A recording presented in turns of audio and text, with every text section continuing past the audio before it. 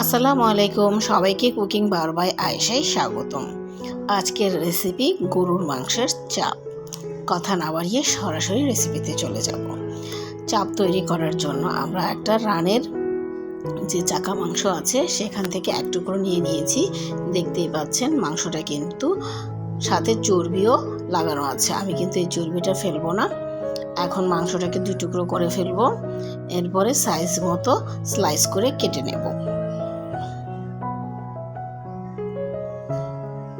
চাপের জন্য যদি চর্বিটা ফেলে দেন, চাপের স্বাদটা কিন্তু কমে যাবে।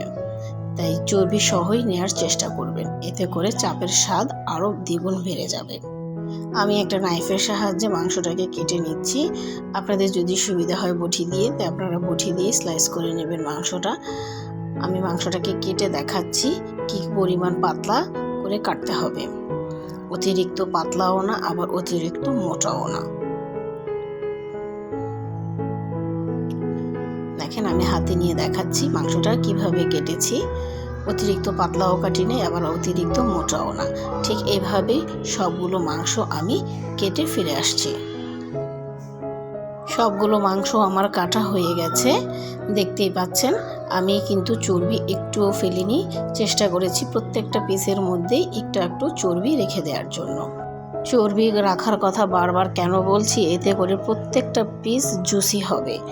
চাপের মাংসটা যদি জুসি হয়, খেতে কিন্তু অসাধারণ লাগে। এখন এখান থেকে একটি করে পিস নেব এবং একটা হ্যামারের সাহায্যে মাংসটাকে একটু থেতো করে নেব, মানে আরও পাতলা করে নেব। আপনাদের যদি শিলপাটায় করতে সুবিধা হয় তাহলে আপনারা শিলপাটায় করতে পারেন। আমি হ্যামারের সাহায্যেই করে নিচ্ছি। মাংসটাকে অতিরিক্ত পাতলা করতে কেন নিষেধ করলাম, কারণ যখন আমি একটু ছেঁচে নেব তখন মাংসটা কিন্তু অতিরিক্ত পাতলা থাকলে ছিঁড়ে ছিঁড়ে যাবে। আবার অতিরিক্ত মোটা নিলে তাহলে কিন্তু ছেঁচতে অনেক কষ্ট হয়ে যাবে। মাংস কিন্তু ছেঁচাটা অনেক কষ্টের একটা কাজ। তাই অতিরিক্ত পাতলাও নেওয়া যাবে না, অতিরিক্ত মোটাও নেওয়া যাবে না। কথা বলতে বলতে মাংসটা কিন্তু আমার ছেঁচা হয়ে গেছে। দেখতেই পাচ্ছেন কি পরিমাণ পাতলা করে নিয়েছি এবং মাঝখান দিয়ে ছিঁড়েও যাচ্ছে না। আমি একটু হাতে তুলে দেখাচ্ছি। দেখেন, মাংসটা কিন্তু যথেষ্ট পরিমাণের পাতলা হয়ে গেছে এবং সাইজের অনুযায়ী থেকে ডাবল হয়ে গেছে।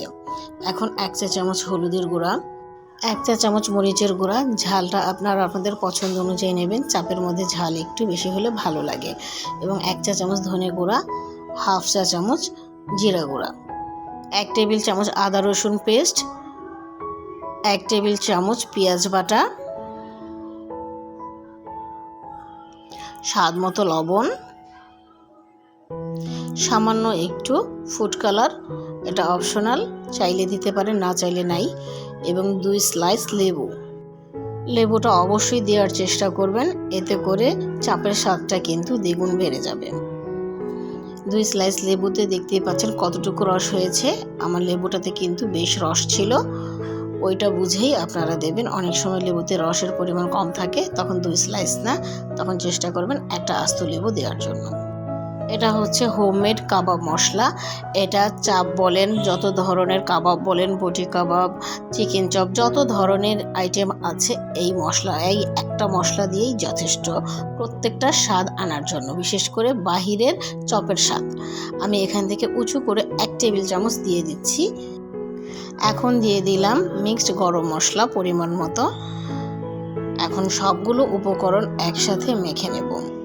আর এই চাপের মশলাটার কথা আর কি বলবো, এটা দিয়ে আপনি সব রকমের আইটেম করে বাসায় খেতে পারবেন। এবং এই মশলাটা বাহিরের যে কাবাবের যে টেস্ট, চাপের টেস্ট, এগুলো সবগুলোই এই মশলাতেই পাবেন। কারণ এই মশলাটা আমি তাদের কাছ থেকেই নিয়েছি এবং এটার রেসিপি অলরেডি আমার চ্যানেলে আছে।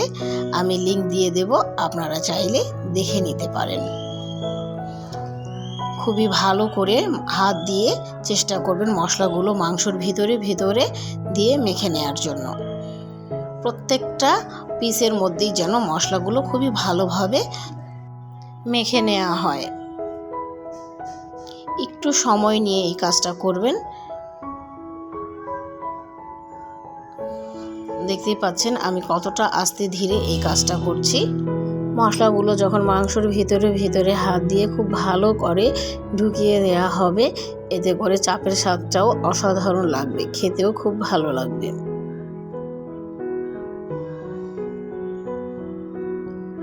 মাংসটা কিন্তু আমার মাখা হয়ে গেছে। আমি এখন আরেকটা বলে ট্রান্সফার করে নেব। আমি আরেকটা বলে নিচ্ছি শুধু এই কারণেই যেন আমি ম্যারিনেট করে কিছুক্ষণ ঢাকনা দিয়ে ভালো করে ঢেকে রেখে দিতে পারি। আমি পলি করে রাখবো, আপনারা চাইলে অন্য ঢাকনা দিয়েও ঢেকে রাখতে পারেন।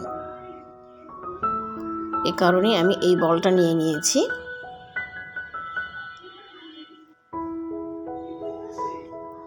আমি এখন একটা পলির সাহায্যে খুবই ভালো করে র্যাপিং করে রাখবো, যেন মশলার গন্ধগুলো বাহিরে বের হয়ে না আসে।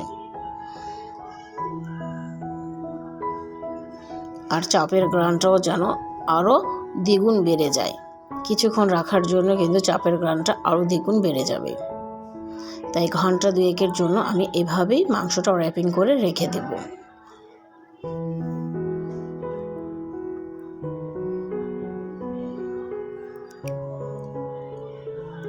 ফিরে এলাম ঘন্টা দুয়েক পর। মাংসটা এভাবে ম্যারিনেট করে রেখে দিলে মাংসর নিচে কিন্তু অনেকটাই পানি জমে আসে। আমার মাংসতে কিন্তু দেখতেই পাচ্ছেন একেবারেই পানি নেই। আমি কিন্তু আগে মাংসটাকে ভালো করে ধুয়ে পানিটা পুরোপুরি ঝরিয়ে নিয়েছিলাম। এতে করে মাংসটা কিন্তু অনেকটাই ড্রাই ড্রাই হয়েছে। আর মাংসতে যদি কিছুটা পানি থেকেও যায় সমস্যা নেই, সেই অনুযায়ী আপনারা বেসনটা ইউজ করবেন। এখন আমি কিছুটা সরিষার তেল দিয়ে দিচ্ছি। সরিষার তেলটা এখন একটু ভালো করে হাত দিয়ে আবারও একটু মেখে নেব।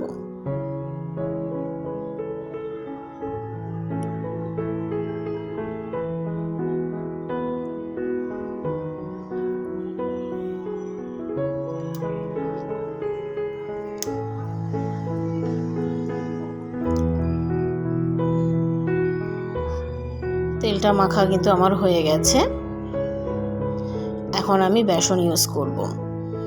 এখানে হাফ কাপ বেসন আছে। আমার মাংসতে পানি নেই, তাই হাফ কাপ বেসনই যথেষ্ট। আর যদি আপনাদের মাংসতে পানির পরিমাণটা কিছুটা হলেও থেকে যায়, তাহলে বেসনের পরিমাণটা আরেকটু বাড়িয়ে নিতে হবে। সেটা আপনি হাত দিয়ে যখন মেখে নেবেন তখনই বুঝতে পারবেন কতটুকু প্রয়োজন। আমি হাফ কাপ বেসন পুরোটাই দিয়ে দিচ্ছি এবং হাত দিয়ে খুব ভালো করে মিক্সড করে নেব। এই কাজটাও খুব সময় নিয়ে করতে হবে, যেন প্রত্যেকটা মাংসর গায়ে এই বেসনটা লেগে যায়। এতে করে মাংসটা আরও সফট হবে। আর বেসনটা কিন্তু মাস্ট দিতেই হবে। চাপের মধ্যে বেসন অবশ্যই দিতে হবে, এটা কোনোভাবেই স্কিপ করা যাবে না। আর যদি একটু বেশি ড্রাই মনে হয় তাহলে অবশ্যই একটু পানি দিয়ে দেবেন, যেন বেসনটা একটু ভেজা ভেজাও মনে হয়। মাংসটা কিন্তু আমার মাখা হয়ে গেছে, দেখতেই পাচ্ছেন। এখন আমি সরাসরি ভাজার জন্য চলে যাব। চুলায় একটা ফ্রাই প্যান বসিয়ে নিয়েছি এবং এখানে পরিমাণ মতো তেল দিয়ে দিলাম।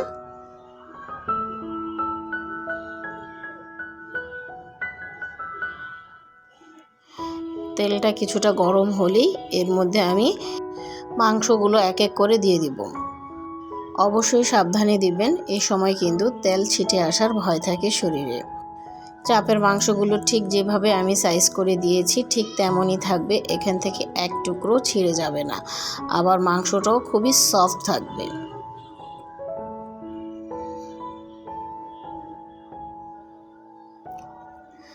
আর মাংসগুলো চেষ্টা করবেন একটু মেলে মেলে দেওয়ার জন্য, এতে করে পিসগুলো বড় বড় দেখা যাবে।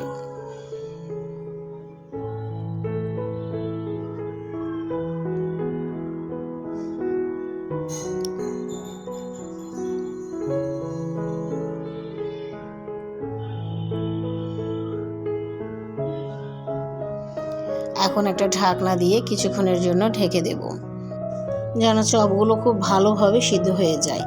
দেখি ঢাকনা খুলে কী অবস্থা। দেখতেই পাচ্ছেন মাংস থেকেও যে পানিটা বের হয়েছে সেটাও কিন্তু শুকিয়ে গিয়েছে। এখন আমি এক এক করে উল্টিয়ে দেব।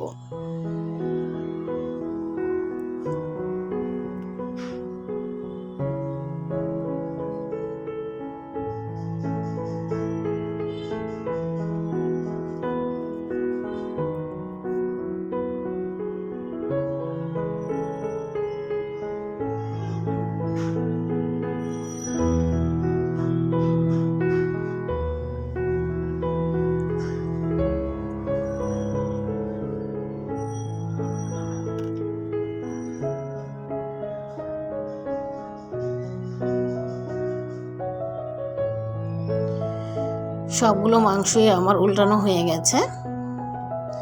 এখন আবার আমি ঢাকনা দিয়ে ঢেকে দেব, যেন ওই পিঠটাও খুব ভালো করে হয়ে যায়।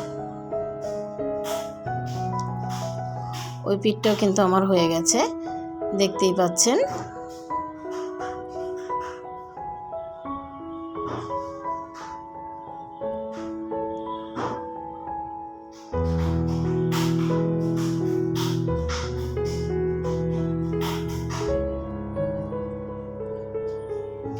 দেখাই যাচ্ছে চাপগুলো কতটা জুসি হয়েছে।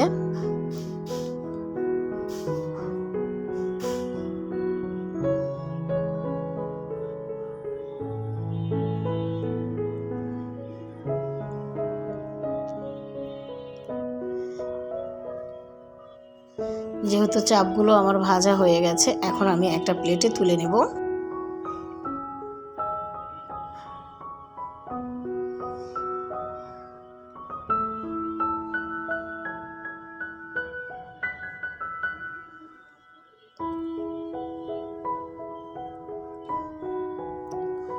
দেখতে পাচ্ছেন কতটা অসাধারণ একটা কালার চলে এসেছে।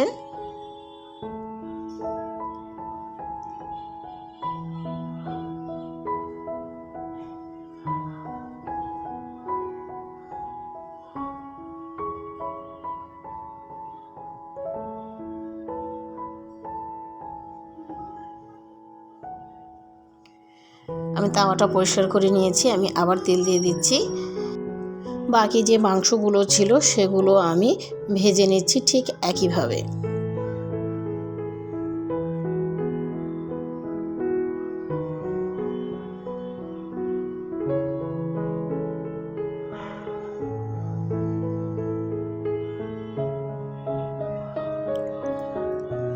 হয়ে গেছে আমার গরুর মাংসর চপ।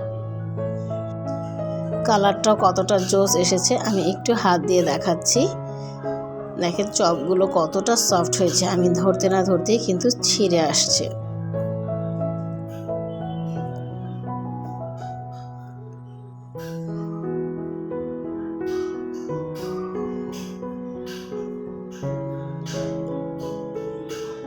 এভাবে একবার চপ তৈরি করে খেয়ে দেখেন, মুখে লেগে থাকবে, কখনোই ভুলতে পারবেন না।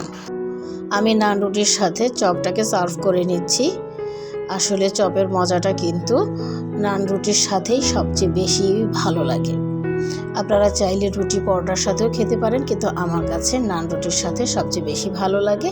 তাই আমি শসা টমেটোর সালাদের সাথে নান রুটির সাথে চপটাকে সার্ভ করে নিচ্ছি। আশা করি রেসিপিটা ভালো লেগেছে। ভালো লেগে থাকলে অবশ্যই লাইক, কমেন্ট ও শেয়ার করে দেবেন।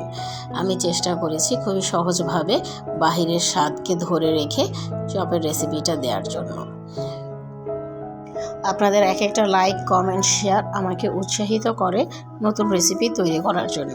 আজ এ পর্যন্ত, ভালো থাকবেন। আল্লাহ হাফেজ।